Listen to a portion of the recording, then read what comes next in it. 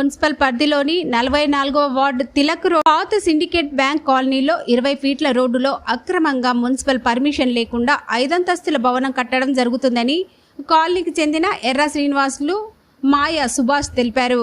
గత నెల మార్చి 4వ తేదీన కామారెడ్డి మున్సిపల్ కమిషనర్కు ఫిర్యాదు చేయడం జరిగిందని తెలిపారు.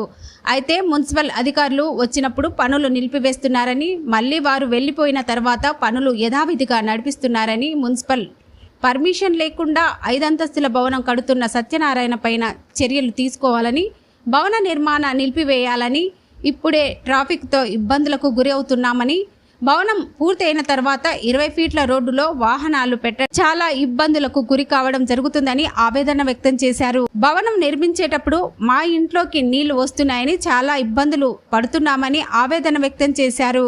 మున్సిపల్ పర్మిషన్ లేకుండా 5 అంతస్తుల భవనాన్ని నిర్మిస్తున్న మున్సిపల్ కమిషనర్ వెంటనే చర్యలు తీసుకొని మాకు న్యాయం చేయాలని కోరారు. ఈ కార్యక్రమంలో అమ్ముల సురేష్, మోత్కూరు సంతోష్ పాల్గొన్నారు. నోటీస్ ఇచ్చిన అధికారులు వచ్చినప్పుడు ఆఫ్ చేస్తున్నాడు, ఆ తర్వాత మళ్ళీ పంచాలు చేస్తున్నాడు, ఎవరు లేదు చూస్తున్నాడు, పంచాలు చేస్తున్నాడు. మొదటి నుంచి ఇంతే ఉన్నది. 5 స్పోర్లు చేసేది కూడా ఇదే ప్రాబ్లం చేస్తున్నాడు. దయచేసి అధికారులు వెంటనే దీనిపై చర్య తీసుకుని మాకు తగిన న్యాయం చేయగలరని మనవి. నా పేరు శ్రీనివాస్, మా bank street 44 ward.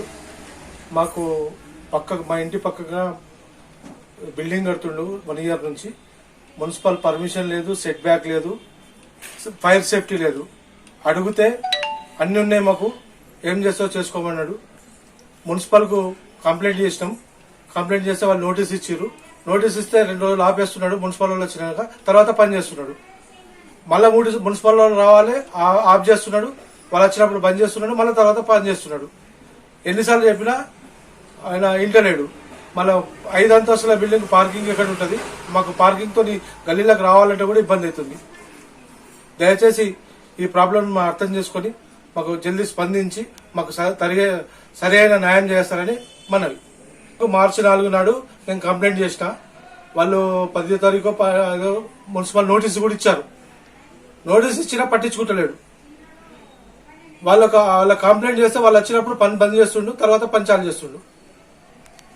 Municipal commissioner గారు దీనిపై సరైన చర్య తీసుకొని మాకు న్యాయం చేయాలని, మా గల్లీలకు 2 వీలర్ వెహికల్ రావాలని కూడా ఇబ్బంది అవుతుంది.